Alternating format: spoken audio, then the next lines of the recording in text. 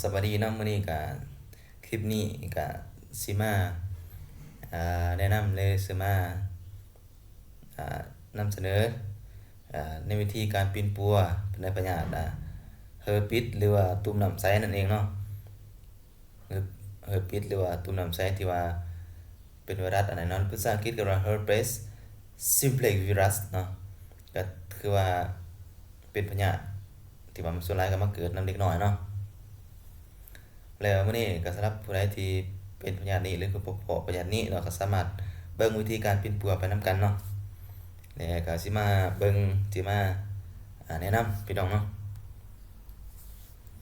การปีนปัว Herpes simplex virus นี่ก็คือที่มีอาการหรือว่าพยาธิตุ่มน้ำใสนั่นแหละที่มีอาการเทื่อทับอิดแม่แนะนำให้ปีนปัวโดยยาลมนี้เนาะแต่ว่าเอาเห็นสำหรับเด็กน้อยที่ว่ามีหรือว่าผู้ใหญ่หรือว่าเด็กน้อยที่มีอาการดังนี้ที่เห็นนั่นน่ะเป็นพยาธินี้แม่นให้นั่นเนาะกินยาอะซิโคลาเวีย400มิลลิกรัมกิน3เดือนต่อมื้อกิน10มื้อติดต่อกันเนาะก็สำหรับในส่วนนี้อันนี้แม่นสำหรับผู้ใหญ่เนาะ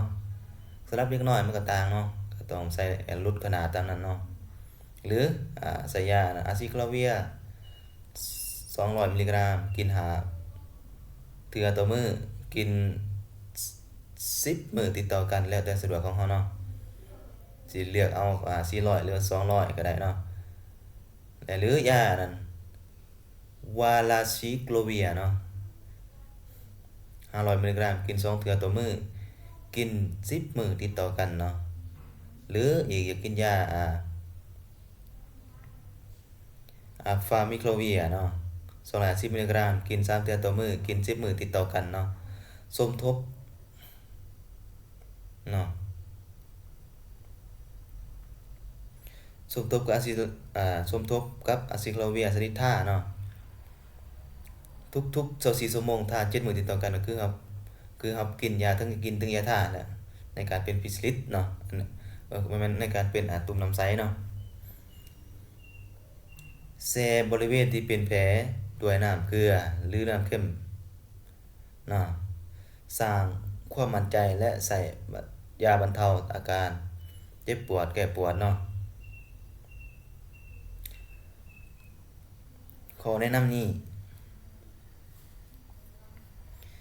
แม่นใส่กับผู้ที่เชื้อทั่วไปผู้มีภูมิคุ้มกันต่ำและเป็นหญิงถือผ้าเนาะก็คือการปีนปัวให้เป็นอันแน่สำหรับตุ่มอันนี้เนาะสำหรับพยาธิอันนี้เนาะ Herpes simplex virus นี่ก็คือพยาธิตุ่มน้ำใสแหละที่เป็นมาที่เป็นแล้วกลับมาเป็นคลื่นเนาะแม่นแนะนำให้ปีนปัวโดยยานี้เนาะสำหรับเป็นแล้วเป็นคลื่นการปีนปัวมันจะพ้นได้ดี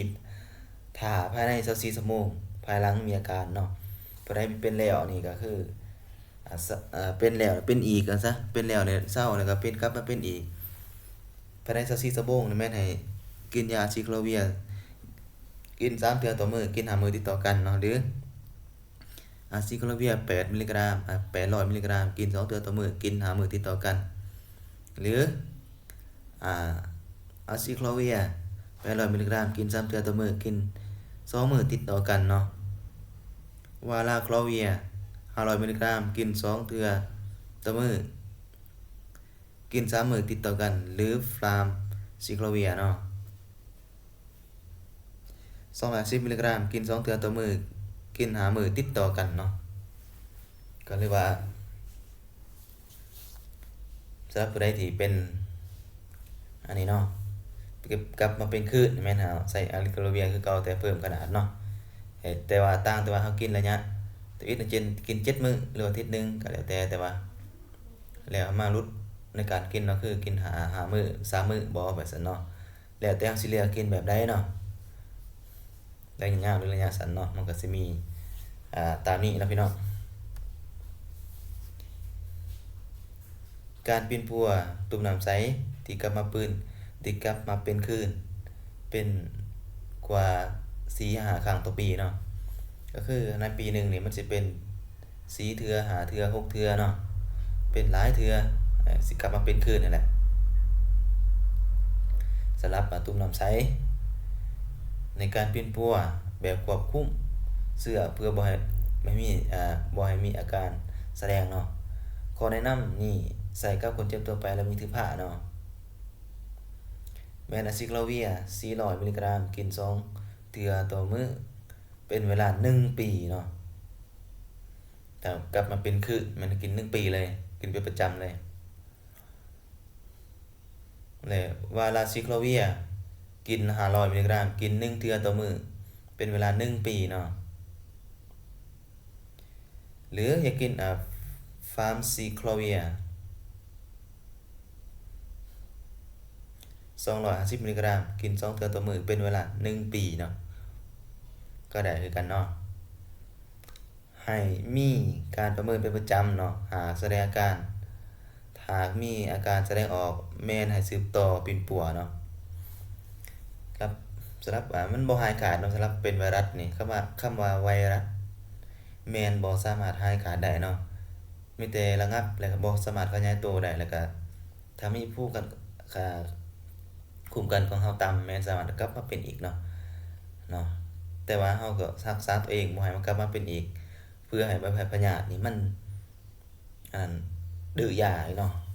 นั่นเนาะก็ขอขอบใจเนาะสำหรับผู้ใดที่มาเบิ่งที่นี่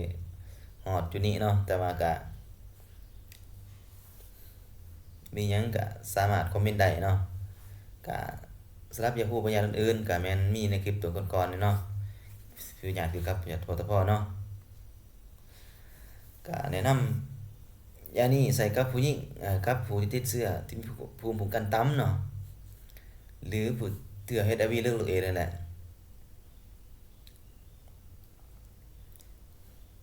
ที่ว่าคือผู้ติดเอดส์ติดมีโรคเอดส์มีผู้ติดเชื้อ HIV นี่ที่มีเรียกว่าผู้ที่อ่าภูมิคุ้มกันต่ำนี่ก็ที่ติดตุ่มน้ำสุกอีสุกอีไซนี่เนาะตุ่มน้ำไซนี่ก็ใส่ยาก็ใส่ยาอะซิโคลาเวีย400มิลลิกรัมคือกันเนาะกิน3เทื่อต่อมื้อกิน5มื้อติดต่อกันเนาะเลยก็